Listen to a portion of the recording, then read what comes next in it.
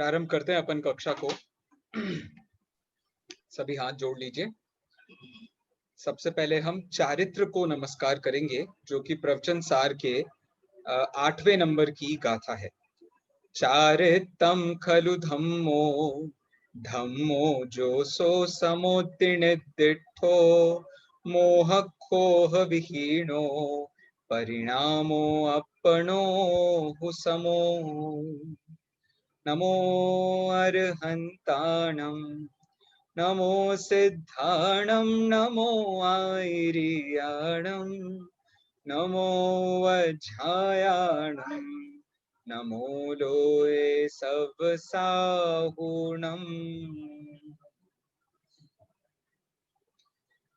9वें अध्याय पर अपनी चर्चा चल रही है। अब ये जो चर्चा है वो अब थोड़ी सी गति प्रदान कर रही है।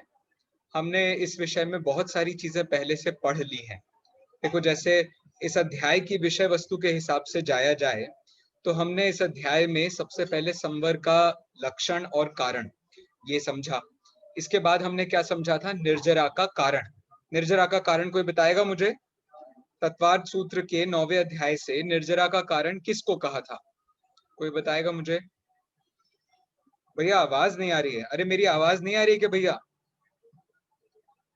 आवाज आ रही है मेरी? आ रही है, आ रही है। धन्यवाद धन्यवाद नवीन जी को बहुत बहुत आ रही है भैया। भैया नहीं आ रही। तो बेटा सबको अपना अपना। अच्छा, मैंने जब निर्जरा का कारण पूछा था तब तो किसी ने जवाब नहीं दिया, और अब जब मैं आपसे फोन की आवाज की पूछ रहा हूँ तो सब जवाब दे रहे हैं मुझे। अच्छा चलो, आप तो सीधे अनम्यूट करके जवाब दीजिए, आप बिल्कुल घबराओ नहीं। हाँ गजेंद्र जी, गजेंद्र जैन 8th क्लास, बोलिए बेटा। निर्जरा का कारण किसको कहा था अपने यहाँ तत्वार्थ सूत्र के तीसरे सूत्र में, 9वें अध्याय के तीसरे सूत्र में? अरे कोई तो बोल दो। तपसा निर्जरा च, तप के द्वारा निर्जरा और संवर दोनों होते हैं।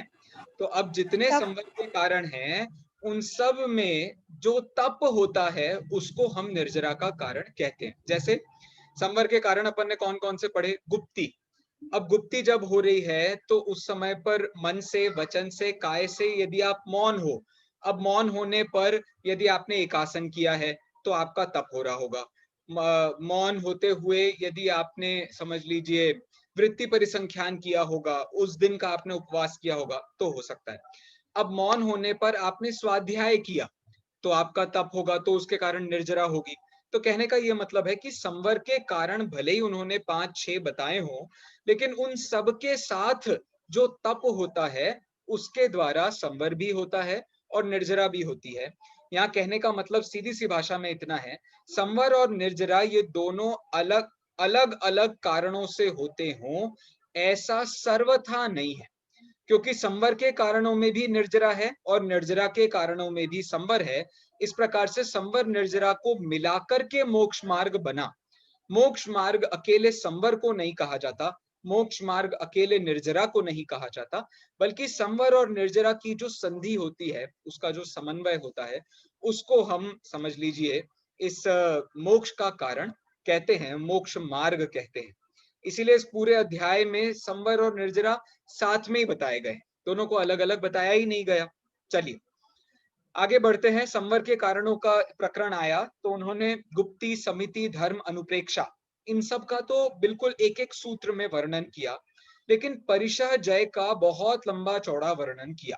परिशय जय का वर्णन 8वें नंबर के सूत्र से लेकर 17वें नंबर के सूत्र तक दिया है, और उसकी सूक्ष्मता इतनी कि पहले सूत्र में बताई परिभाषा, उसके बाद के 3 सूत्रों में बताया उन्होंने हाँ, कौन से जीव को कौन कौन से परिशय होते हैं और कौन कौन से परिशय नहीं होते। फिर 4 सूत्र में उन्होंने बताया कि कौन कौन से कर्मों के कारण कौन कौन से परिशय होते हैं। तो इस प्रकार से 4, 3, 7 और 8 सूत्रों के माध्यम से परिशह जय का प्रकरण बताया गया, और उसके अंत में एक सूत्र बताया जिसमें मैक्सिमम कितने परिशह हो सकते हैं। तो 19 मैक्सिमम परिशह एक समय पर किसी भी बादर सांप्रदायिक जीव को हो सकते हैं। इस प्रकार की बात परिशः जय के माध्यम से बताई। और फिर एक सूत्र में उन्होंने चारित्र का वर्णन किया है। एक सूत्र में ही किया ना चारित्र का वर्णन?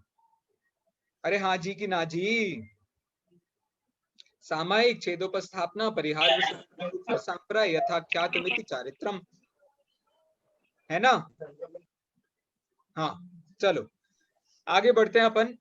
इसके बाद में जो निर्जरा का प्रकरण है उसमें तपों का वर्णन किया। तो दो पहले सूत्र में बाह्य तप बताए और दूसरे तीसरे सूत्र में अंतरंग तप प्लस उनके भेदों की संख्या बताई।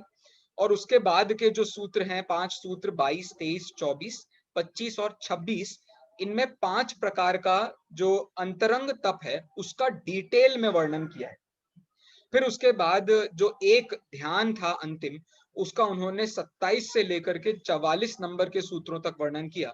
और अंत में उन्होंने जो निर्जरा की विशेषता और निर्ग्रंथों में जो विशेषता पाई जाती है उसका वर्णन विस्तार से किया 3 सूत्रों के माध्यम से।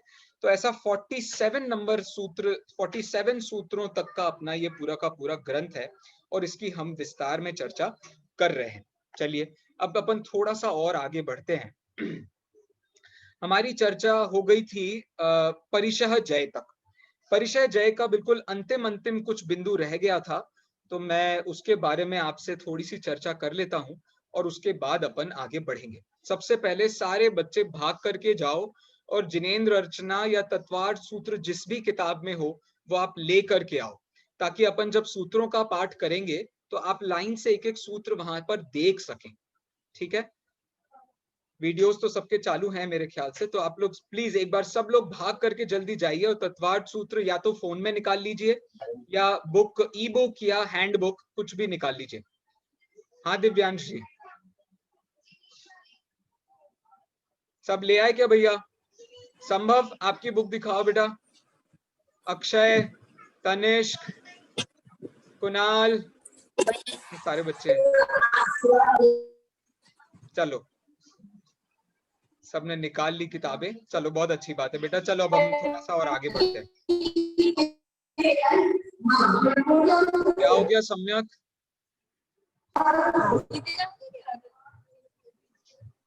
चलो मैं अभी फिलहाल सबको म्यूट करता हूँ, फिर अपन आगे बात करते हैं। चलो मैं अपनी स्क्रीन शेयर कर रहा हूं। तो हम सबसे पहले परिशः जय पर बात कर रहे हैं। ये देखिए मेरी स्क्रीन सबको दिख रही होगी। स्क्रीन पर 8वें और 9वें नंबर का सूत्र मैंने दिखाया है। इस पर थोड़ी सी अपन विस्तार से बात करेंगे। मैं अभी 2 मिनट के लिए सबको म्यूट कर रहा हूं, क्योंकि जो बात मुझे बतानी है उसको थोड़ा आपको गंभीरता से सुनना पड़ेगा, तो आपको बहुत जिंदगी भर के लिए परिशः जय याद हो जाएगा। देखना भी, मार्गाच्यवन निर्जरार्थम परिशोढव्याः परिशहाः। सभी बोलिए एक बार सूत्र। हाँ वेरी गुड। अरे जोर से तो पढ़ो देवी जी, ओ बड़ी देवी जी, 8वें नंबर का सूत्र पढ़ो ना। हाँ, मार्ग अच्यवन निर्जरार्थम परिशोढव्याः परिशहाः। तो परिशह किसे कहते हैं? तो परिशोढव्याः परिशहाः, जिन्हें हम अच्छी तरीके से शोह करते हैं। शोह करते हैं मतलब, शोह करते हैं का क्या मतलब हुआ? जिनको हम सहन करते हैं उनको हम परिशह कहते हैं। अब भैया सहन किस लिए करना है? क्योंकि दुनिया बड़े दर्द की वस्तु है, इसीलिए हमें परिशहों को सहन करना है। अरे नहीं भैया, ये प्रकरण चल रहा है संवर और निर्जरा का। संवर और निर्जरा के लिए जो सहन किया जाता है उसको हम परिशह कहते हैं। जैसे सम्यक दर्शन, सम्यक ज्ञान, सम्यक चारित्र, इनको नहीं सहन कर रहे हैं, समझ रहे हो आप? मतलब जो अपने 7 तत्व हैं उनको नहीं सहन कर रहे हैं। यहाँ सहन किसको कर रहे हैं?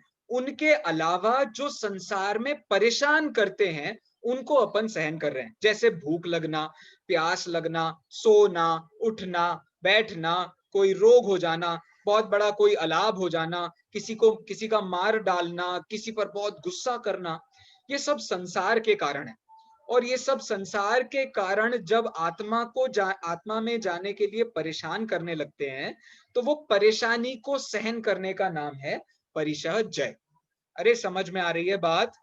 तो परिशः जय का मतलब ये नहीं है कि हम परिशहों को सहन करना है, जिंदगी में जितने दर्द मिल रहे हैं उन्हें सहन करना है, मम्मी की डांट को सहन करना है, पापा की मार को सहन करना है, भगवान का सुबह अभिषेक जाना उसको सहन करना है, बाद में पूजा होना उसको सहन करना है, स्वाध्याय होना उसको सहन करना है। ऐसा नहीं।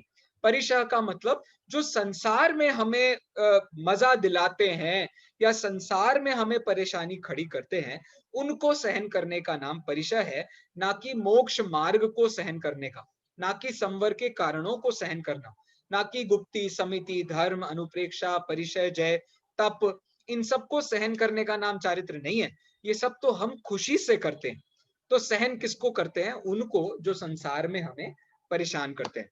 तो ऐसे 22 प्रकार के परिशह हैं, इनके नाम सिर्फ मैं पढ़ दे रहा हूं। और अब मैं आपको अनम्यूट करूंगा और मैं आपसे कुछ प्रश्न पूछूंगा, आप ध्यान से सुनिएगा, अपने आप आपको बहुत सारे उत्तर मिल जाएंगे। चलो। क्षुत, पिपासा, शीतोष्ण, दंश, मशक, नाग्न्या, रति, स्त्री, चर्या, निषद्या, शय्या, क्रोश, वध, याचना, लाभ, रोग, तृण, स्पर्श, मल, सत्कार, पुरस्कार, प्रज्ञा, ज्ञानादर्शनानि। ये हुआ हमारे 9वें नंबर का सूत्र। अब देखो, आपको 8 कर्मों के नाम पता है ना सब लोगों को 8 कर्मों के नाम। अब यदि आपको 8 कर्मों के नाम पता है तो आपको सबके काम भी पता है। जैसे ज्ञानावरण क्या करता है? तो वो ज्ञान पर आवरण डालता है। दर्शनावरण क्या करता है? तो वो दर्शन पर आवरण डालता है। दर्शन मोह क्या करता है? तो वो श्रद्धान पर को रोकता है। तो इसी प्रकार से मैं एक एक परिशह का नाम बताऊंगा और आपको बताना है कि 8 कर्मों में से वो कहां जाएगा। ठीक है? सब तैयार हैं? संकेत तैयार है अपन लोग? चलो। सबसे पहला, क्षुत मतलब भूख लगना। भूख लगना कौन से कर्म से होता है भैया? बोलो बोलो बोलो। भूख लगना कौन से कर्म से होता है सम्यक? वेदनीय कर्म भैया, वेदनीय। Very good. भूख लगती है वेदनीय कर्म से। प्यास किससे लगती है? वेदनीय। वेदनीय से। बहुत बढ़िया। अच्छा, ठंड किससे लगती है? ठंड लगती है ना हमको, ठंड किससे लगती है? वो भी वेदनीय वेदनीय भैया। से। और जो गर्मी लगती है, ये किससे लगती है? वेदनीय। वेदनीय। दंश मशक, किसी मच्छर ने आपको काटा तो काटा तो आपको पता वेदनीय। चला ना किसी ने काटा, तो वो भी वेदनीय है। बहुत बढ़िया। इसके बाद क्या है? नग्नता। नग्नता तो चारित्र से संबंधित है, तो ये कौन से कर्म से संबंधित होगी? तो नग्नता होती है चारित्र मोह से संबंधित। अरति किससे संबंध होती है? अरति मतलब रमणता, और रमणता मतलब क्या चारित्र होता है? मोह भैया, चारित्र वो भी मोह। चारित्र मोह से संबंध रखती है। अच्छा, स्त्री बताओ, स्त्री नाम का परिचय किसके कारण होता होगा? चारित्र मोह। बहुत बढ़िया। स्त्री नाम का परिचय भी चारित्र मोह से होता है। क्यों भैया? क्योंकि चारित्र मोह में 9 प्रकार के 9 कर्म भी आते हैं, और 9 कर्मों में वेद भी आता है, तो वेद से स्त्री वेद आ गया। चलो, चर्या बताओ, चर्या किस में आता है? चर्या कौन से कर्म से संबंधित है? ये देखो, आश्चर्य की बात है, चर्या जो है वो भी चारित्र मोहनीय से संबंधित है। सॉरी, चर्या जो है वो वेदनीय से संबंधित है। गोत्रोत्र अभी नहीं आएंगे यहाँ पे। निषद्या जो है वो भी चारित्र से संबंधित है, क्योंकि आपको शोध करके बैठते हैं ना, अपन जहां भी बैठते हैं शोधन करके बैठते हैं, तो इसलिए निषद्या जो होगी वो चारित्र से संबंधित है, चारित्र मोहनीय से संबंधित है। बताओ, शय्या किससे संबंधित है? शय्या का चारित्र मोह। नहीं, शय्या जो है वो वेदनीय से संबंधित है। बताओ, आक्रोश किससे संबंधित है? गुस्सा आना, ऐसा गरम गरम। मम्मी को बता देगा। आक्रोश जो है वो चारित्र मोह से संबंधित है। इसके बाद वध। वध किससे संबंधित है? वध वेदनीय से संबंधित है। बहुत बढ़िया। अगला देखिए, याचना। याचना मतलब मांगना, ये किससे संबंधित है? चारित्र मोहनीय से संबंधित है। अच्छा, अलाभ बताओ किससे संबंधित है? लाभ नहीं होना, सीधा सीधा लाभ का संबंध अंतराय से होता है, तो अलाभ है अंतराय से संबंधित। रोग बताओ किससे संबंधित है? दर्शन मोहनी से अरे दर्शन रोग, वेदनीय से होगा। ये जो रोग है, ये रोग का संबंध वेदनीय से होता है। तृण स्पर्श, कृण स्पर्श भी स्पर्श हो रहा है तो स्पर्श भी वेदन होता है, इसलिए वो भी वेदनीय से होता है। मल किससे होगा? मल भी वेदनीय से होता है। अच्छा बताओ, सत्कार पुरस्कार किससे संबंधित है? कोई आपकी तारीफ करे, कोई आपको गिफ्ट करे, चारित्र मोह, इसका संबंध चारित्र मोह से होता है। फिर पुरस्कार, प्रज्ञा बताओ, प्रज्ञा का संबंध किससे होता है? ज्ञानावरण। अज्ञान का संबंध किससे होता है? वो भी ज्ञानावरण, वो भी ज्ञानावरण। और अंतिम कौन सा बचा? अदर्शन।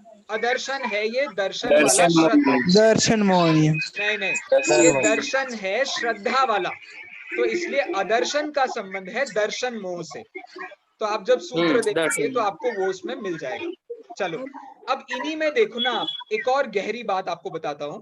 देखना, जो 9वें गुणस्थान तक के जीव होते हैं तो उनको दर्शन तो अच्छा हो गया हो, लेकिन उनका चारित्र पूरी तरीके से सम्यक नहीं होता।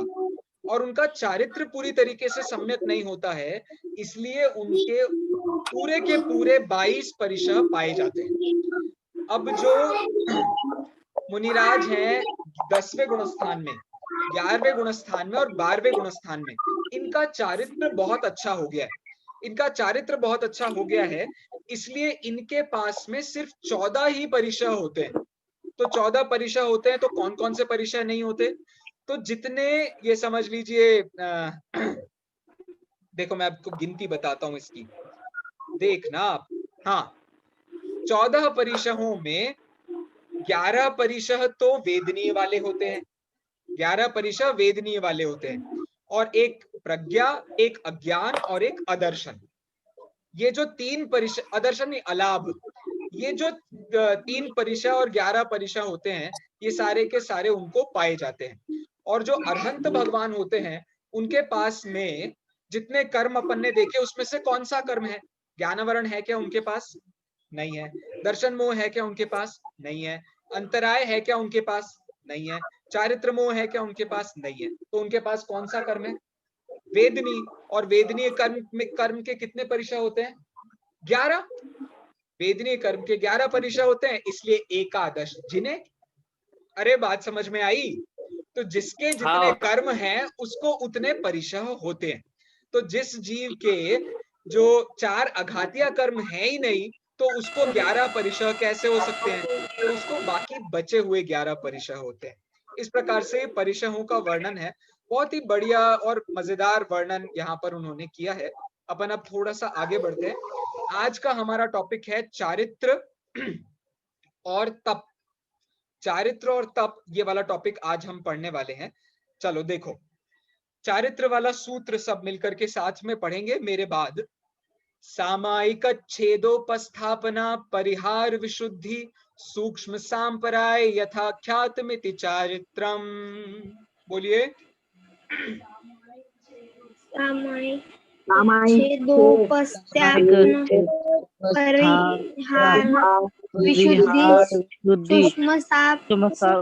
सूक्ष्म बहुत बढ़िया।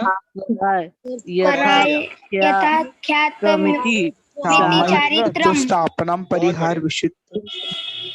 बहुत बढ़िया बेटा, बहुत बढ़िया। तो 5 प्रकार के चारित्रों के नाम बताए हैं। सामायिक, छेदोपस्थापना, परिहार विशुद्धि, सूक्ष्म सांप्राय और यथाख्यात चारित्र। इसमें भी देखो बड़ी सूक्ष्मता है।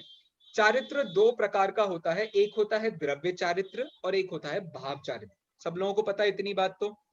अब जिनके द्रव्य चारित्र का तो पूरा अभाव होता है, उन्हीं को चारित्रवान कहते हैं। सबसे पहली बात तो इतनी है, जिनके द्रव्य चारित्र का पूरी तरीके से अभाव होता है, मतलब जो 6 षटकाय के जीवों की हिंसा से पूरी तरीके से विरक्त होते हैं, उन्हीं को चारित्र होता है। मतलब जो बिजनेस करते हैं उनको संपूर्ण चारित्र नहीं हो सकता। जो लोग घर का काम करते हैं, अपनी जो घर की माताएं बहनें हैं, इनको संपूर्ण चारित्र की प्राप्ति नहीं हो सकती है। जो अपने भाई बहन हैं, तो जो अपने भाई हैं, पापा लोग हैं, जो बिजनेस करते हैं या कोई नौकरी करते हैं, उनको भी संपूर्ण चारित्र नहीं हो सकता है। तो संपूर्ण चारित्र हो किसे सकता है, इसके बारे में हम बात कर रहे हैं। तो जिनको द्रव्य से, जिन्होंने पूरे के पूरे चारित्र का, पूरे के पूरे पापों का नाश कर दिया है, उन्हीं को चारित्र हो सकता है। मतलब जिनको भाव चारित्र है, उन्हीं को चारित्र वास्तव में होता है। अब भाव चारित्र 3 प्रकार का होता है। एक होता है एक देश, दूसरा होता है सूक्ष्म, और तीसरा होता है संपूर्ण। देखो फिर से बोलता हूं, एक होता है एक देश भाव चारित्र, दूसरा होता है सूक्ष्म भाव चारित्र, और तीसरा होता है संपूर्ण भाव चारित्र। तो अरे एक यार, देश भाव चारित्र जिनको होता है वो है सामायिक, छेदोपस्थापना और परिहार विशुद्धि। इन तीनों को एक परिहार देश विशुद्धि, भाव चारित्र सूक्ष्म होता है। जो सूक्ष्म सूक्ष्म सब सांप्राय हैं, बधाइयो उनके पास और थोड़ी सी साक्षात कषाय बची है। वो थोड़ी सी कषाय होने के कारण वो सक्रिय ट्रे जितनी कषाय उनको पाई जाती है, उसके कारण उनको पूरी तरीके से चारित्र उनको भी नहीं होता है। तो सूक्ष्म उनका जो अचारित्र है, भाव अचारित्र है, वो बचा है। और बहुत सारे, मतलब 99% तो उनको चारित्र मिल गया है, 1% उनका चारित्र जरा बचा है। और यथा क्या चारित्र, मतलब जिनका भाव चारित्र भी पूरा हो गया है, संपूर्ण हो गया है, शुद्ध हो गया है, उसको हम यथाख्यात चारित्र कहते हैं। ठीक है, तो सीधी सीधी बात, 3 पॉइंट आपको याद रखने हैं। पहला पॉइंट तो ये कि द्रव्य चारित्र से जो हमारे 5 प्रकार का चारित्र है, वो द्रव्य चारित्र से पूर्ण रूप से शुद्ध होता है। अब भाव चारित्र से 3 चारित्र एक देश शुद्ध होते हैं, एक चारित्र सूक्ष्म रूप से अशुद्ध है और बाकी सारे रूप से शुद्ध है, और जो यथाख्यात चारित्र है वो संपूर्ण रूप से शुद्ध होता है। अरे बात समझ में आई क्या? ये आपको 3 सारे कनेक्शन समझ में आ गए? चलिए, अब यदि आपको ये कनेक्शन समझ में आ गया है, तो अब अपन थोड़ा सा और आगे बढ़ना है। अपन को थोड़ा सा आगे बढ़ना है, मतलब क्या करना है? थोड़ा सा आगे बढ़ने का मतलब ये है, इनकी परिभाषा देख लेते हैं जरा जल्दी जल्दी से। सबसे पहले सामायिक चारित्र। सामायिक चारित्र किसे कहते हैं? जो अभी अपन ने मंगलाचरण किया था ना, धम्मो जोसो समोत्तीर्णिद्दिठो, तो जो समभाव में हमेशा लीन रहते हैं, इस प्रकार का सामायिक चारित्र होता है। सामायिक चारित्र का जो समभाव है वो मात्र शुद्धोपयोग में नहीं होता, शुभोपयोग में भी हो सकता है, क्योंकि इसके गुणस्थान 6 से 9 तक होते हैं। 6 से 9 तक गुणस्थान होते हैं ना, तो 6वें गुणस्थान में तो सिर्फ शुभोपयोग होता है मुख्यता से, और 7वें 8वें 9वें इनमें मुख्यता से शुद्धोपयोग होता है। तो उस दृष्टि से सामायिक चारित्र जो होता है वो 6वें से 9वें गुणस्थान तक होता है। अब यदि किसी मुनिराज ने बड़ी गड़बड़ कर दी, बहुत बड़ी गड़बड़ कर दी, तो क्या होता है, उनकी जो दीक्षा है ना, उसका छेद कर लिया जाता है, उसे उनसे छीन लिया जाता है। तो बाद में जब दोबारा वो अपनी दीक्षा को ग्रहण करते हैं, उसको कहते हैं छेदोपस्थापना। तो सामायिक और छेदोपस्थापना में काम से कोई डिफरेंस नहीं है, बस सिचुएशन से डिफरेंस है। सिचुएशन से डिफरेंस का मतलब क्या हुआ? एक ने दीक्षा का छेद नहीं किया था और दूसरे की दीक्षा का छेद हुआ था, लेकिन दोनों क्या करते हैं? दोनों ही सामायिक करते हैं। तो दोनों का सिर्फ नाम अलग अलग है, काम दोनों का बिल्कुल एक जैसा है, कि उन्होंने बाहर के सारे पाप छोड़ दिए हैं, अब अंतरंग के पाप धीरे धीरे करके वो छोड़ रहे हैं। इस प्रकार के काम को अपन सामायिक छेदोपस्थापना कहते हैं। अब देखो, सामायिक छेदोपस्थापना में वैसे तो सारे मुनिराज आ गए, लेकिन एक स्पेशल क्वालिटी के मुनिराज होते हैं, बहुत स्पेशल क्वालिटी के मुनिराज होते हैं। वो ऐसे मुनिराज होते हैं जिन्होंने 30 साल तक अपनी उम्र बहुत अच्छे से बिताई, खूब मजे से रहे, उसके बाद उन्होंने दीक्षा ली, उसके बाद में वो तीर्थंकर के पाद मूल में 8 साल तक रहे। 8 साल तक वो तीर्थंकर के मतलब आसपास रहे, कि उनको जो भी शंका होती थी हमेशा तीर्थंकर उनके पास होते थे। इसको कहते हैं तीर्थंकर का पादमूल। फिर डेली वो 2 कोस चलते हैं। 2 कोस मतलब कितने किलोमीटर हुआ? 2 कोस मतलब कितने किलोमीटर हुआ? 2 कोस मतलब किसी को पता है?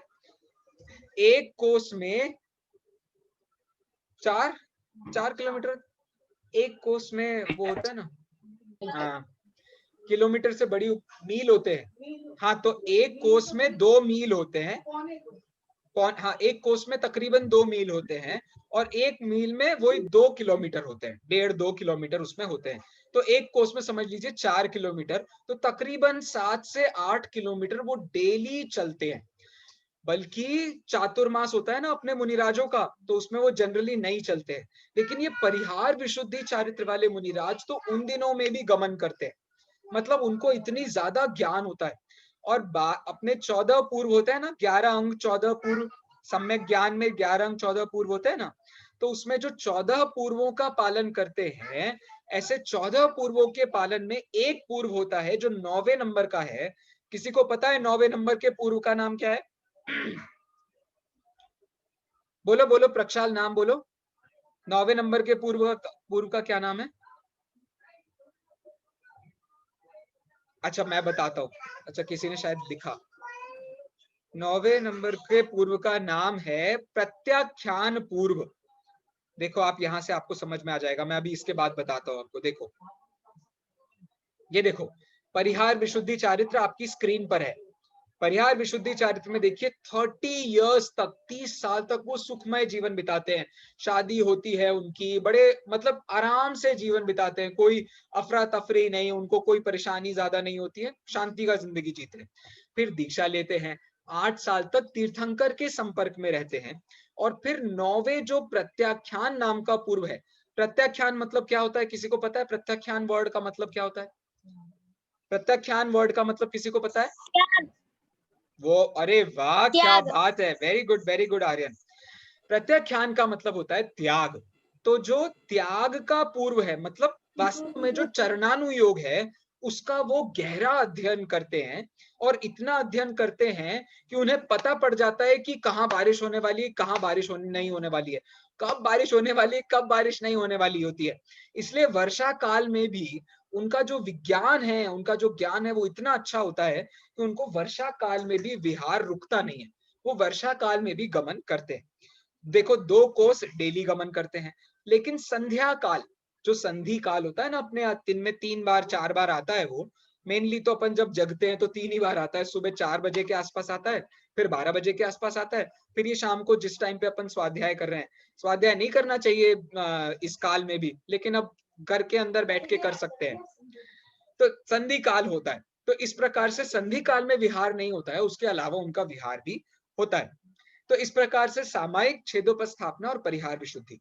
मूलाचार में 1000 गाथा के बाद में कुछ ऐसा वर्णन मिलता है जिसमें वो ये कहते हैं, भगवान महावीर से पहले सिर्फ सामायिक चारित्र ही था और भगवान महावीर के बाद में छेदोपस्थापना चारित्र भी ऐड हो गया। अब उमा स्वामी आचार्य तो भगवान महावीर के भी 650-700 साल बाद हुए, तो 700 साल बाद तो छेदोपस्थापना चारित्र था। इस दृष्टि से सामायिक, छेदोपस्थापना, परिहार विशुद्धि, सूक्ष्म सांप्राय और यथाख्यात, ये 5 प्रकार के चारित्र पाए जाते हैं। तो जहां कषाय बिल्कुल मंद होती है उसको हम कहते हैं सूक्ष्म सांप्राय। सांप्राय का मतलब होता है कषाय और सूक्ष्म का मतलब होता है कम। तो जिनको बहुत कम कषाय रह गई है, ऐसे 10वें गुणस्थान में रहने वाले मुनिराज, उनको जो चारित्र होता है उसको सूक्ष्म सांप्राय चारित्र कहते हैं।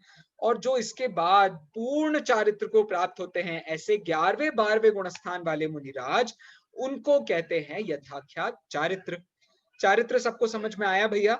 तो जिन्होंने संपूर्ण चारित्र मोहनीय कर्म का अभाव कर दिया है, ऐसे मुनिराज होते हैं 11वें 12वें गुणस्थान वाले यथाख्यात चारित्र के मुनिराज। चारित्र सबको समझ में आ गया भैया? चारित्र के गुणस्थान भी सबको समझ में आए? अरे कोई तो बोल दो। हाँ भैया जी। हाँ ठीक है ठीक है, पक्का समझ में आया ना? चलिए चलिए, तो चारित्र की चर्चा हुई। अब अपन अपने को तप पर जाना है। तप में बहुत सारा वर्णन है, इसलिए अपन थोड़ा सा जल्दी जल्दी पढ़ रहे हैं, ठीक है? रिपीट करो, संकेत कह रहे हैं रिपीट करो। देखो मैं आपको शॉर्ट में रिपीट कर देता हूँ एक बार, ठीक है? 5 प्रकार के चारित्र हैं, सामायिक, छेदोपस्थापना, परिहार विशुद्धि, सूक्ष्म सांप्राय और यथाख्यात चारित्र। ये 5 प्रकार के चारित्र में जो पहला चारित्र होता है उसका नाम है सामायिक चारित्र। सामायिक का मतलब क्या होता है? जो समय नाम आत्मा में सदैव चरण करते हैं या आत्मा की ही भावना भाते हैं, उनको हम सामायिक चारित्र वाला कहते हैं। सामायिक चारित्र में सारे के सारे जो दोष हैं, बाहर के जितने दोष होते हैं, बाहर के जितने पाप होते हैं, सप्त व्यसन, हिंसा, झूठ, चोरी, कुशील, परिग्रह, यहाँ तक कि पापों का बाप, क्या नाम है पापों के बाप का? मिथ्यात्व, उसका भी जिन्होंने नाश कर दिया है, ऐसे चारित्र को जो पालते हैं उसको कहते हैं सामायिक चारित्र। अब सामायिक चारित्र से किसी की दीक्षा छेद हो गई हो या उसका किसी कारण से उसने दीक्षा उसको छोड़नी पड़ गई हो, आचार्य ने उसको दीक्षा से बाहर कर दिया हो, तो बाद में जब वो दोबारा दीक्षा लेते हैं तो उनका फिर से वही चारित्र होता है। उस चारित्र का नाम होता है छेदोपस्थापना चारित्र। अब सामायिक और छेदोपस्थापना चारित्र दोनों का ही वर्णन एक जैसा होने से दोनों के गुणस्थान भी एक जैसे हैं, 6 गुणस्थान से लेकर के 9 गुणस्थान तक।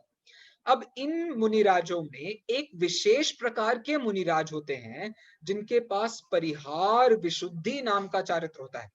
परिहार का मतलब होता है त्याग और विशुद्धि का मतलब होता है भावना। तो जो प्रत्याख्यान नाम के 9वें पूर्व का अध्ययन करते हैं उसके लिए उनका शब्द है परिहार। और विशुद्धि मतलब जिनको जिंदगी से कोई दुख नहीं है, तो 30 साल की उम्र तक तो वो बढ़िया गृहस्थ में बढ़िया से रहे, फिर उन्होंने दीक्षा ली तो उनके परिणाम विशुद्धि होंगे, बहुत अच्छे परिणाम होंगे। जैसे अपने घर होते हैं ना, कई सारे ऐसे बच्चे होते हैं जो अच्छे अच्छे घर में पैदा होते हैं, तो उन्हें पता ही नहीं होता है कि छोटे छोटे घरों की क्या प्रॉब्लम्स होती है, तो वो वहां से आगे बढ़ते हैं, आगे बढ़ते हैं तो उनकी विशुद्धि ज्यादा होती है, ठीक है ना। फिर उनकी देखो कितना फायदा होता है उनको, वो तीर्थंकर के पादमूल में होते हैं 8 साल, डेली 2 कोस गमन करते हैं। विहार का मतलब होता है प्रचार, तो 2-2 कोस जब वो चलेंगे 7 से 8 किलोमीटर पर डे, तो सोचो कितना प्रचार होगा उनके माध्यम से। और संधि काल में वो गमन नहीं करते हैं, वर्षा काल में उनको गमन करने का कोई निषेध नहीं है। फिर इसके बाद की स्टेज है सूक्ष्म सांप्राय। सूक्ष्म सांप्राय मतलब जिनका कषाय बिल्कुल इतना सा रह गया है, इतना सा कषाय रह जाने के लिए के बाद भी उनके जो जो चारित्र होता है उसको हम कहते हैं सूक्ष्म सांप्राय। इसका गुणस्थान होता है 10वां। और उसके बाद है यथाख्यात चारित्र, इसका गुणस्थान है 11, 12, 13, 14। यथाख्यात चारित्र के गुणस्थान 11, 12, 13, 14, क्योंकि इसके बाद तो चारित्र अब अशुद्ध होना ही नहीं है, चारित्र तो शुद्ध हो गया। क्षायिक चारित्र हो गया तो सिद्धों में भी वही चारित्र होता है। इस दृष्टि से यथाख्यात चारित्र 11 गुणस्थान से लेकर के सिद्ध तक। अब 11वें गुणस्थान वाला चारित्र तो आगे नहीं जाएगा, लेकिन 12वें गुणस्थान के बाद वो चारित्र हमेशा शुद्ध ही रहता है। तो इस प्रकार से जिन्होंने पूरे चारित्र मोहनी कर्म का अभाव कर दिया है वो है यथाख्यात चारित्र वाले। जिनका बहुत सारा मतलब 99% चारित्र मोहनीय कर्म का अभाव हो गया है, 1% उनका चारित्र मोह बचा है, वो है सूक्ष्म सांप्राय वाले। और जिनका सूक्ष्म सांप्राय जो जिनका चारित्र मोहनीय का पूरी की पूरी संज्वलन बची है, ऐसे मुनिराजों को जो चारित्र होता है वो है सामायिक, छेदोपस्थापना और परिहार विशुद्धि। अब ठीक है, समकित आगे बढ़े, समकित आगे बढ़े। चलो वो हाँ कह रहा है। अपन आगे बढ़ते हैं, 19वें नंबर के सूत्र पर अपनी चर्चा अपने को करनी है, क्योंकि अब तपों का वर्णन चालू होगा। तप मतलब, हाँ, तप का मतलब क्या होता है? तो तप का मतलब होता है तपसा निर्जरा च, तप के द्वारा निर्जरा होती है। अब तप की परिभाषा तो तत्पाद सूत्र में नहीं है, धवला में उन्होंने इसकी परिभाषा दी है। इसकी परिभाषा क्या है? इच्छा निरोधस तपः, इच्छा के निरोध को तप कहते हैं। तो हमारे जिंदगी में बहुत सारी इच्छाएं होती है, हमें हर प्रकार की इच्छा होती है। तो अब हम लोग जो है वो अपनी इच्छाओं को पूरा ज्यादा करते हैं और उनका निरोध कम करते हैं। आपको जाना पड़ेगा। वो अपनी इच्छा का अपन लोग है ना, अपनी इच्छाओं का अपन पूरा ज्यादा करते हैं, उनका निरोध कम करते हैं। लेकिन मुनिराज ऐसे होते हैं जिनकी इच्छाओं का निरोध ज्यादा होता है और उनकी इच्छाओं को वो पूरा जरा कम करते हैं। इस प्रकार से इच्छा निरोधस तपह वाली बात उनके साथ में ज्यादा बैठती है।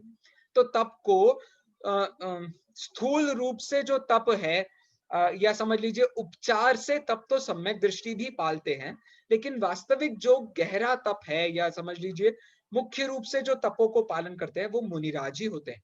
तो यहाँ पर 19वें नंबर के सूत्र में उन्होंने 6 प्रकार का बाह्य तप बताया है। आपको सूत्र मेरे पीछे दोहराना है। अनशनावमौदर्य, वृत्ति परिसंख्यान, बोलिए। अनशनावमौदर्य, वृत्ति परिसंख्या, क्या बात है, बहुत बढ़िया। अंशावन मोदर वृत्ति परिसंख्यान। Very good, very good. रस परित्याग, विविक्त शय्यासन, काय क्लेशा बाह्यम तपा। रस परित्याग विविक्त शय्यासन, काय क्लेशा बाह्यम तपा। वेरी गुड, वेरी गुड, क्या बात है। अपने महाराष्ट्र के बच्चे होने से उच्चारण बहुत अच्छा हो गया है सब बच्चों का, बहुत बढ़िया। तो अनशन, अनशन का मतलब होता है उपवास करना। अवमोदर्य का मतलब होता है मुनिराज वैसे भी एक टाइम ही खाते हैं, तो एक टाइम में अपनी भूख से कम खाना। वृत्ति परिसंख्यान का मतलब होता है किसी प्रकार की वृत्ति को धारण करना। तो मुनिराज जब भोजन के लिए जाते हैं तो वो एक नियम लेकर के जाते हैं, तो वो जो स्पेशल नियम लेकर के जाते हैं उसको कहते हैं वृत्ति परिसंख्यान। रस परित्याग, 6 प्रकार के रस होते हैं, घी, नमक, शक्कर, तेल और दूध और दही, ऐसे 6 प्रकार के रस होते हैं। तो किसी एक रस का त्याग कर देना, कभी 6 के 6 रस का त्याग कर देना। विविक्त शय्यासन, विविक्त शय्यासन मतलब कोई शय्यासन नहीं रखेंगे भैया, हम तो मिट्टी जमीन पे ही लेटेंगे, विविक्त शय्यासन।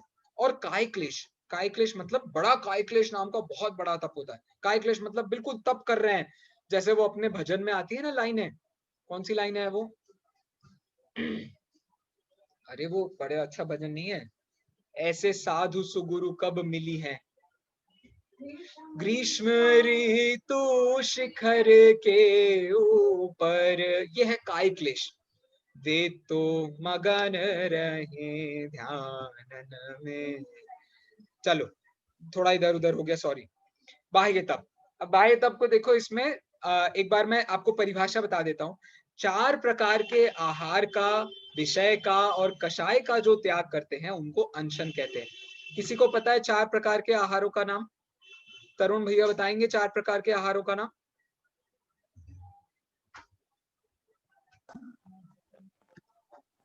या चलो कोई भी बता देगा, जिसको पता है वो बता दे।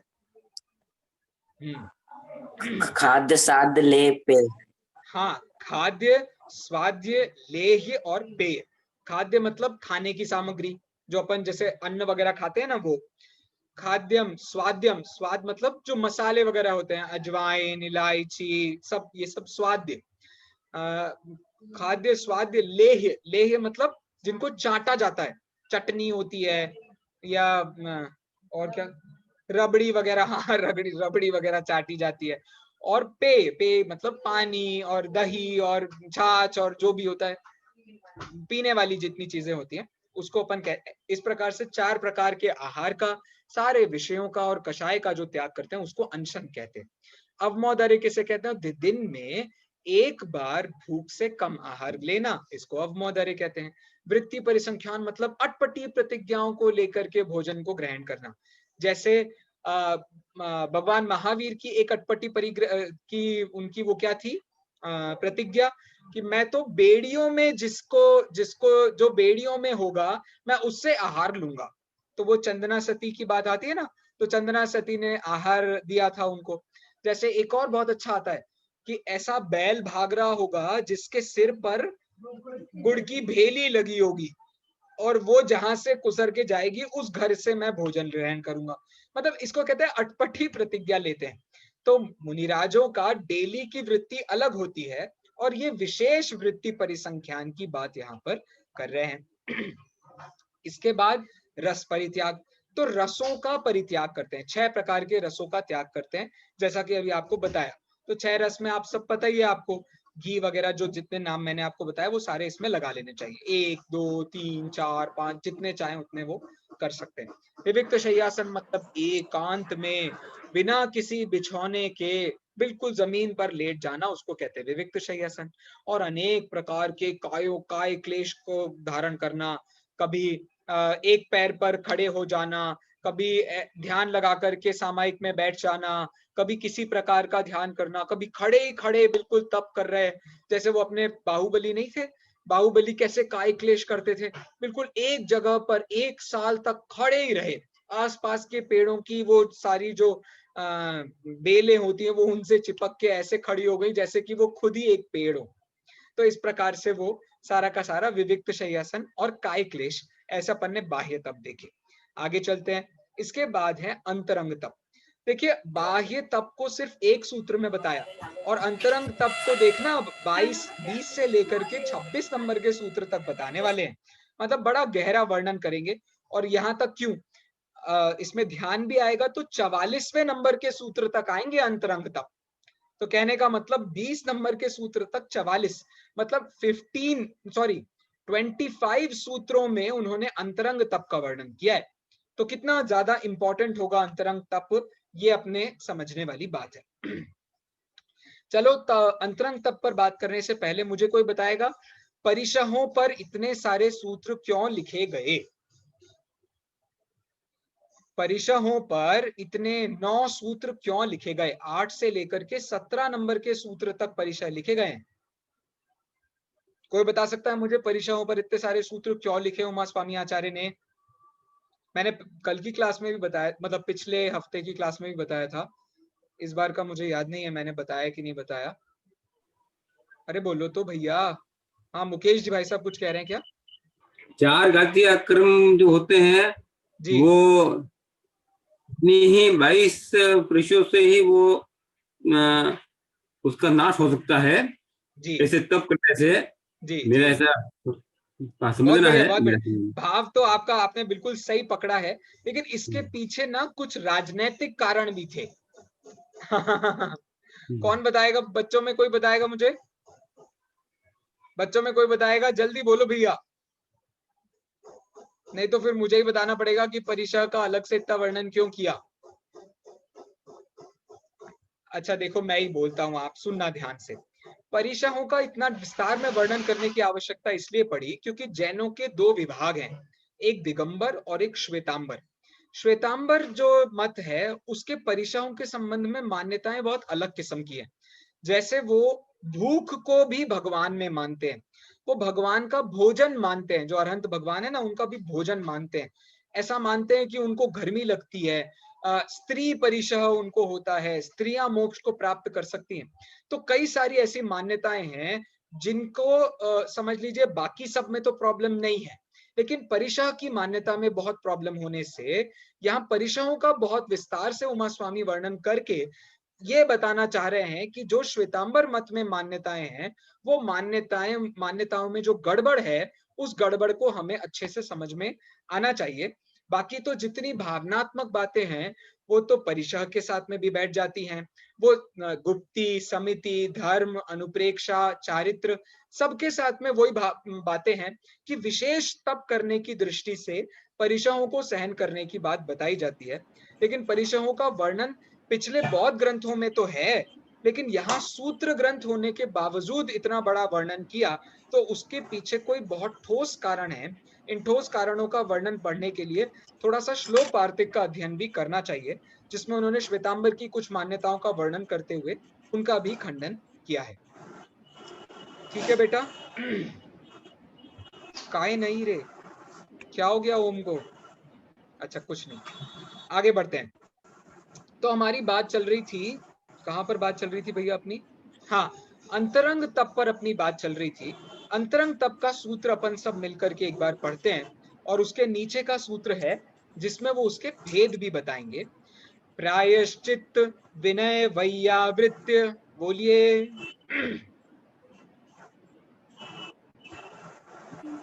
प्रायश्चित विनय वैयावृत्ति। बहुत बढ़िया, वैयावृत्य। उसके बाद वैयावृत्य, व्युत्सर्ग ध्यानानि उत्तरम, स्वाध्याय व्युत्सर्ग अध्याय प्रत्यय सर्ग ध्यानान्युत्तर। बहुत बढ़िया बहुत बढ़िया। और उत्तरम। तो देखिए पिछले सूत्र में बताया था बाह्य, तो अब इस सूत्र में बताया है उत्तर। उत्तर मतलब बाह्य का ऑपोजिट। बाह्य का ऑपोजिट क्या होता है? तो बाह्य का ऑपोजिट होता है अंतरंग। तो अंतरंग के भी 6 भेद हैं। कौन कौन से भेद हैं? प्रायश्चित, विनय, वैयावृत्त, स्वाध्याय, व्युत्सर्ग और ध्यान। इस तरीके से ये भी 6 भेद हैं। प्रायश्चित किसे कहते हैं ये अपन थोड़ी देर में देखेंगे। उससे पहले देखिए प्रायश्चित कितने प्रकार का होता है? तो प्रायश्चित 9 प्रकार का होता है। विनय कितने प्रकार का होता है? तो 4 प्रकार का होता है। वैयावृत्त कितने प्रकार का होता है? तो वो 10 प्रकार का होता है। स्वाध्याय कितने प्रकार का होता है? तो वो 5 प्रकार का होता है। व्युत्सर्ग कितने प्रकार का होता है? तो वो 2 प्रकार का होता है। और ध्यान कितने प्रकार? आगे बढ़ते हैं। तो हमारी बात चल रही थी तो प्रायश्चित नाम के धर्म में ये तो पहला है, सॉरी, अंतरंग तपों पर बात चल रही थी, जिसमें से प्रायश्चित पहला तप है, दूसरा विनय, तीसरा वैयावृत्त, चौथा स्वाध्याय, पांचवा व्युत्सर्ग और छठवां ध्यान। अब देखिए इसमें क्या खास बात है। भैया आवाज नहीं आ रही। भैया जी आवाज नहीं आ रही। आवाज आएगी, भैया जी आवाज नहीं आ रही है। अभी आएगी, अभी आएगी। भैया जी जय हो सबको। आवाज नहीं आ रही। चलो अभी आएगी आवाज। बारी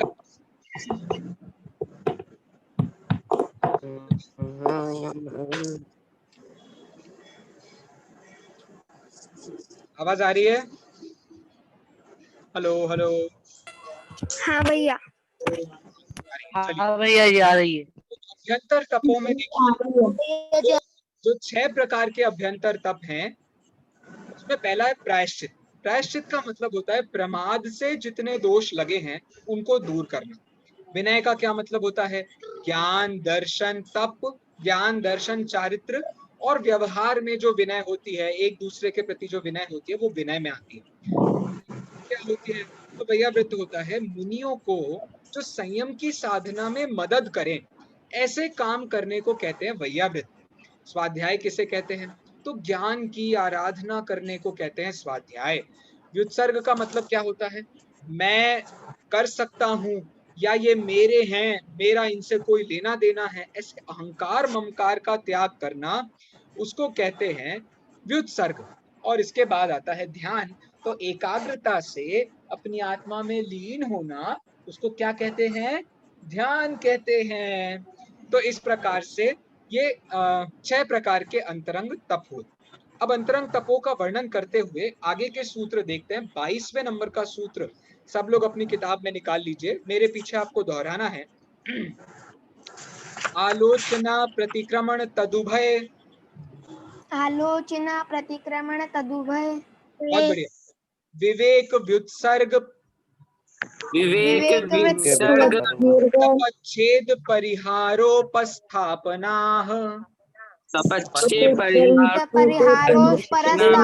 बहुत बढ़िया, बहुत बढ़िया।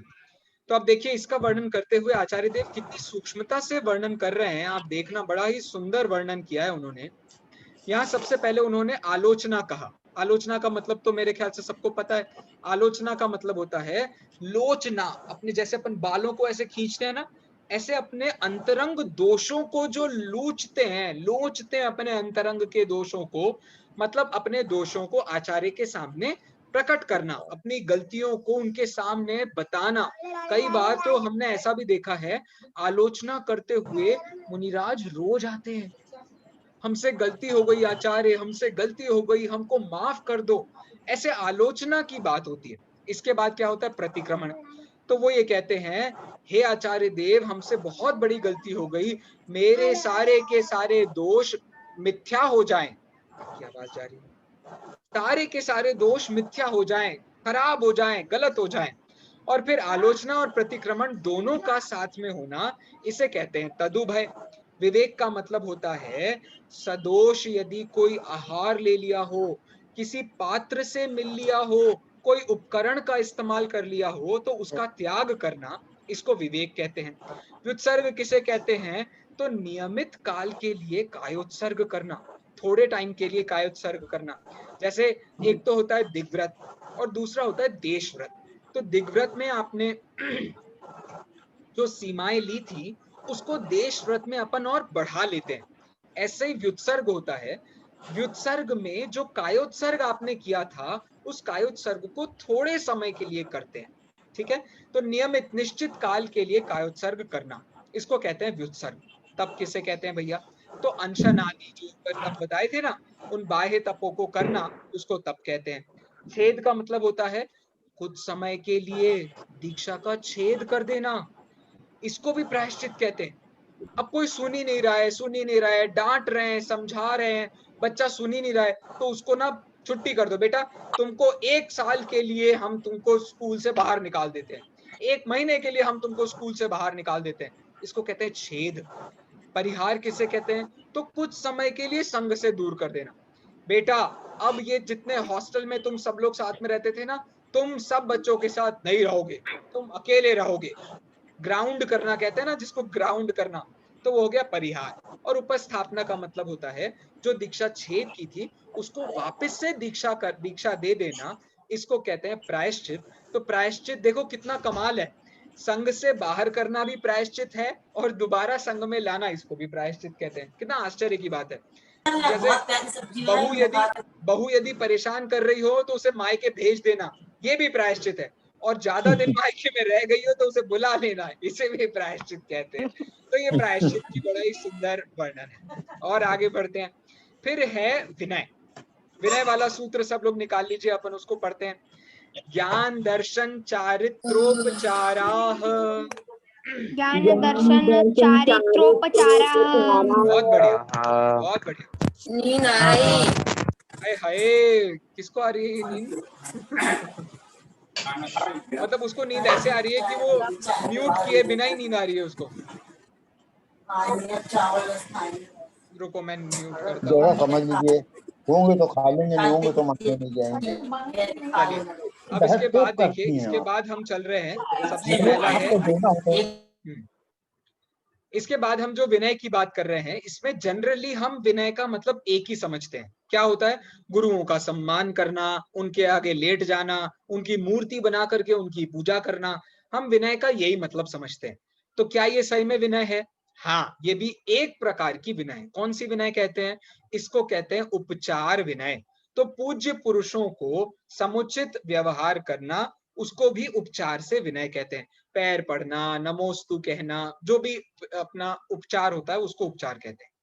लेकिन इससे भी ज्यादा इंपॉर्टेंट कहो या कम समझ लो, चूंकि अपने को यही विनय पता है, 3 और विनय होती है, सम्यक दर्शन, सम्यक ज्ञान और सम्यक चारित्र। तो ज्ञान को ग्रहण करना, अभ्यास करना, जिनवाणी की विनय करना, वो हो गया ज्ञान की विनय। और इसके माध्यम से शास्त्रों की विनय करना, उसको कहते हैं उपचार विनय, या उसको उपकरण विनय भी कहते हैं। फिर दर्शन विनय, तो तत्वार्थ का श्रद्धान करना, ये भी विनय है, क्योंकि भगवान ने बताया ना हमको तत्वों के बारे में, तत्वों के माध्यम से पूरी दुनिया चल रही है ना, इसीलिए उसका श्रद्धान करना वो भी एक विनय है। और चारित्र मतलब निर्दोष जीवन जीना, निर्दोष चारित्र का पालन करना, ये सब भी विनय के ही अंतर्गत आने वाली चीजें हैं।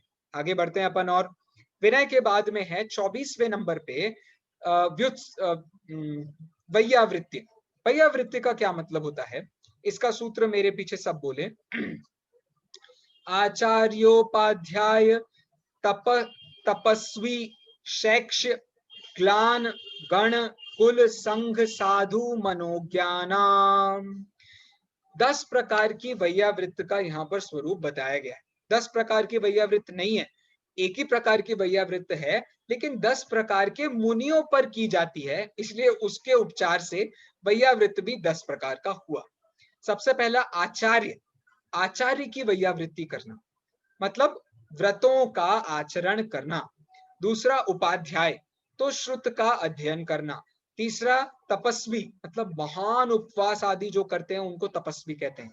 शैक्ष किसे कहते हैं? जो शिक्षा का काम करते हैं, जैसे टीचर्स होते हैं और प्रोफेसर्स होते हैं, है ना। तो बड़े बड़े जो टीचर्स होते हैं, जैसे सामान्यतः अपन उपाध्याय जिसको कहते हैं, वो शैक्ष में जाते हैं। फिर है ग्लान, ग्लान मतलब जिन मुनिराज को कोई रोग हो गया हो उनकी वैयावृत्त करना। गण मतलब जो बड़े बड़े गण के धारी, मतलब ऐसे कोई मुनिराज होंगे जिन्होंने आचार्य पद छोड़ दिया, ऐसे कोई मुनिराज होंगे जिन्होंने उपाध्याय पद छोड़ दिया। तो ऐसे बड़े बड़े जो वृद्ध मुनिराज होते हैं उनकी सेवा शुश्रूषा करना उसको कहते हैं गण। कुल का मतलब होता है जो दीक्षा कराने वाले जो आचार्य होते हैं उनका जो शिष्य समुदाय होता है मतलब जैसे मुझे यदि किसी आचार्य से शिक्षा दीक्षा लेनी है तो उनके साथ साथ जो उनके और शिष्य हैं उनकी जो मैं विनय करूं, उनके साथ मैं जो वैयावृत्त करूं, उसको कहते हैं कुल। उन मुनिराज को कहते हैं कुल। संघ मतलब होता है 4 वर्ण के मुनियों का समूह। ऋषि, मुनि, वृत्ति, अनगार। ऋषि, मुनि, व्रति, अनगार, ये 4 प्रकार के जो वर्ण के जो मुनि होते हैं उनकी वैयावृत्ति करना। तो इसमें तो पता है पहले नंबर पे होते हैं ऋषि। ऋषि के भी 4 प्रकार के भेद होते हैं जिसमें एक भेद होता है ज्ञान रिद्धि। और ज्ञान रिद्धि में सबसे बड़े आचार्य मुनिराज पता है कौन है? उसमें सबसे बड़े मुनिराज हैं केवल ज्ञानी। मतलब अरहंत भगवान की भी वैयावृत्ति होती है लेकिन अब वो एक्चुअल वैयावृत्ति नहीं है, लेकिन उपचार से उनको वैयावृत्ति कही है। वास्तव में तो बाकी के जो उतने मुनिराज हैं उनकी वैयावृत्ति होती है। तो उसमें चारण रिद्धिधारी मुनिराज आते हैं, ज्ञान रिद्धिधारी मुनिराज आते हैं, आहार रिद्धिधारी मुनिराज आते हैं, और एक का मैं नाम जरा भूल रहा हूं। तो ऐसे प्रकार के 4 प्रकार के रिद्धिधारी मुनिराज भी ऋषि के नाम से 4 प्रकार के संघ में आते हैं। फिर साधु जो बहुत काल से दीक्षित हैं उनको साधु कहते हैं। और मनोज्ञ किन्हें कहते हैं? तो जो लोक सम्मत साधु हैं, जिनको लोक नमस्कार करता है, उनसे मिलता है, पूछता है, पुछाता है, अब वो जिस भी अवस्था में हो उनका नमस्कार करना, उसको मनोज्ञ नाम से कहा गया है। फिर आपको तो पता ही है स्वाध्याय के 5 अंग होते हैं, वाचना, पृच्छना, अनुप्रेक्षा, आमनाय, धर्मोपदेश। तो इस दुनिया में जो भी कुछ सीखता है, संगी पंचेंद्रिय जीव जब भी कुछ सीखता है तो वो 5 चीजों से सीखता है। पहले तो वाचना करता है, सुनता है। पृच्छना, उसके बारे में पूछता है, अरे बताओ तो सही इसे क्या कहते हैं। फिर अनुप्रेक्षा करता है, तो जो बताया है उसका चिंतन करता है। फिर बार बार अलग अलग प्रसंगों पर उसका रिविजन करता है, उसको कहते हैं आमना है। और जब वो हमेशा के लिए याद आ जाता है तो वो दूसरों को सिखाता है, उसको कहते हैं धर्मोपदेश। जैसे हमने अपने कॉलेज में पढ़ाई करी तो पहले वाचना किया, फिर अपने टीचर्स से पूछा, फिर घर पे बैठ करके उसके बारे में सोचा, फिर इतना याद किया कि उसकी एग्जाम दी, एग्जाम में अव्वल नंबरों से पास हुए। फिर क्या करेंगे हम? आपको पढ़ाने बैठ गए तो ये हो गया धर्मोपदेश। तो इस प्रकार से ये परंपरा चलती रहती है। ये हो गया स्वाध्याय। तो पहले खुद का फायदा फिर दूसरों का फायदा, उसको स्वाध्याय कहते हैं। इसके बाद अंतिम जो आज का हमारा विषय है वो है व्युत्सर्ग। व्युत्सर्ग के 2 भेद होते हैं, बाह्याभ्यंतरोपध्योः। बाह्य और अभ्यंतर, इस प्रकार से 2 प्रकार के व्युत्सर्ग होते हैं। बाह्य व्युत्सर्ग का मतलब होता है आत्मा से भिन्न मकान, पुत्र आदि का त्याग करना। आपको बताया था ना, ममत्व भाव का त्याग करने को व्युत्सर्ग कहते हैं। तो अब जब मुनिराज दीक्षा लेते हैं तभी वो मकान आदि और पुत्र आदि का त्याग कर देते हैं। लेकिन यहाँ पर बात इतनी गहरी चल रही है कि कभी उनको याद आ जाए। अब ये याद आ जाने पर तो गड़बड़ हो जाएगी। तो याद आने का भी त्याग जो करते हैं उसको कहते हैं व्युत्सर्ग। मतलब बाह्य से व्युत्सर्ग और अंतरंग से जो अंदर कषाय का भाव होता है उसका त्याग करना, शरीर के प्रति ममत्व का भाव होता है उसका त्याग करना, उसको भी हम व्युत्सर्ग कहते हैं। तो यहाँ सम्यक दर्शन वाले की बात नहीं चल रही। सम्यक दर्शन में भी अभाव होता है, मकान, पुत्र आदि के जो एकत्व होता है उसका त्याग होता है। सम्यक दर्शन में भी शरीर के ममत्व का त्याग होता है। सम्यक दर्शन में भी क्रोधादि चीजों का त्याग होता है। यहाँ उसकी बात नहीं हो रही। यहाँ व्युत्सर्ग में और जो सूक्ष्म सूक्ष्म रह जाता है अपने विचारों में, अबुद्धि पूर्वक अपने दिमाग में रहता है, मम्मी की इमेज, पापा की इमेज, घर परिवार की इमेज, घर में बाथरूम कहाँ था, घर में हमारे बेडरूम कहाँ था, डाइनिंग रूम कहाँ था, इस सब की जो यादें अपने दिमाग में रह जाती हैं वो धीरे धीरे करके उसका भी त्याग कर देते हैं, उसको कहते हैं व्युत्सर्ग। तो इस प्रकार से हमने आज के विषय में चारित्र और तप इसको पढ़ा है। ध्यान का वर्णन अपन अगले संडे को करेंगे और ध्यान ये अपना अंतिम विषय है, तो उसके संबंध में भी यदि आपको कुछ पूछना होगा तो आप पूछ सकते हैं। अभी की कक्षा से यदि आपको कुछ पूछना है तो आप पूछ लीजिए, अपने पास 2-1 मिनट होंगे तो आप बता दीजिए। बहुत जल्दी जल्दी पढ़ा है मुझे पता है, लेकिन मैं ज्यादा डिस्टर्ब नहीं हो इसकी दृष्टि से विषय को थोड़े जल्दी जल्दी बताएं। हाँ, किसी को कुछ कहना हो या पूछना हो तो आप पूछ सकते हैं, नहीं तो अपन कक्षा को यहीं समाप्त करेंगे। पंडित साहब एक बात पूछनी। हाँ जी, बोलिए सर। हाँ, ऐसा है कि अपन जो ये श्वेतंबर की बात नहीं करें, हाँ। और 22 तो अपरिचय की अपन जो बात करें, जी, तो जी। वो 22 अपरिचय अपने दर्शन मोह है, चरित्र मोह से ही आएंगे ना, वो लिंक तो वो रहेगा। बिल्कुल, आपका कहना बिल्कुल सही है। मेरा तो इतनी सी बात बस कहनी थी कि चारित्र मोह की ही दृष्टि से तो गुप्ती, समिति, धर्म, अनुप्रेक्षा, परिचय, जय, चारित्र सभी हैं। तो मुख्य रूप से इन सब का विस्तार न करते हुए सिर्फ परिचय पर क्यों हाईलाइट किया, मुझे तो इस प्रकरण के बारे में बात करनी थी। तो अब चूंकि अपने बच्चे हैं, ये लोग सब पढ़ाई करते हैं और बाद में जाकर के ये लोग इसी जैन दर्शन की पढ़ाई में आगे बढ़ेंगे, तो तत्वार्थ सूत्र की थोड़ी उनको वैसी भी जानकारी होनी चाहिए, इस दृष्टि से अपन बात कर रहे हैं। वरना अपना कोई सांप्रदायिक होने का विचार नहीं है। नहीं, मेरा मतलब ये था कि जी, ये जी। जो बात जो निकली आपकी, तो मेरे कभी ख्याल में नहीं आई थी, आज ही जी, ख्याल जी। में आई। हाँ, नहीं, ठीक है, 12 सही है। प्रकार के जो तप है, जी। वो उसको अलग लेंगे और इसको 22 उपनिषद को अलग लेंगे। नहीं, मेरा ऐसा मतलब नहीं, ये ऐसा ध्यान में नहीं, आया मेरे को, ऐसा मेरा तो बिल्कुल नहीं इसका कहने का अभिप्राय है। तो उस दृष्टि से वैसे तो सारे चारित्र मोह से ही संबंधित है, ऐसा कोई भी इनमें नहीं है जो चारित्र मोह से संबंधित ना हो। वो तो बस इतनी सी बात कि इसका इतना ज्यादा विस्तार क्यों किया, इसका मैं उत्तर दे रहा था। बाकी तो सारी बात चारित्र मोह से संबंधित है, संवर निर्जरा का उसमें संबंध आता है, वो सारी की सारी बात तो अपन ने जो की है वो जैसी गुप्ती, समिति आदि में लगेगी, वही जैसी की वैसी परिहार विशुद्धि में भी, सॉरी, परिचय जय में भी लगेगी। तो उस दृष्टि से तो कोई दिक्कत है ही नहीं। बस एक छोटा सा पॉइंट जो अपनी बात थी कि विस्तार इतना क्यों किया, उसका मैं उत्तर दे रहा था, बाकी और कोई बात नहीं।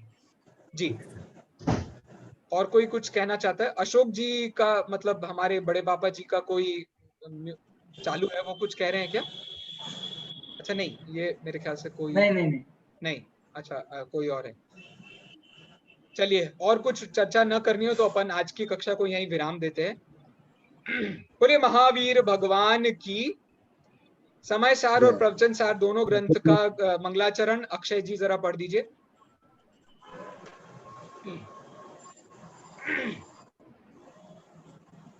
अक्षत, चलो मैं पढ़ता हूँ, समय बहुत हो रहा है। एस सुरासुर मणु सिंध वंदिदम धोद घाई कमलम पणमामि वर्धमानं तीर्थं धम्मस्करतारं वंदितु सब सिद्धे ध्रुवमचल मनोवमं गदिं पत्ते पोच्छामि समय पाहुर नमो सुद केवली फणिदम नमो सुद केवली फणिदम। बोलिए महावीर भगवान की। जय जय जैन भैया। जय जिनेन्द्र। जय जिनेन्द्र भैया। जय जिनेन्द्र भैया।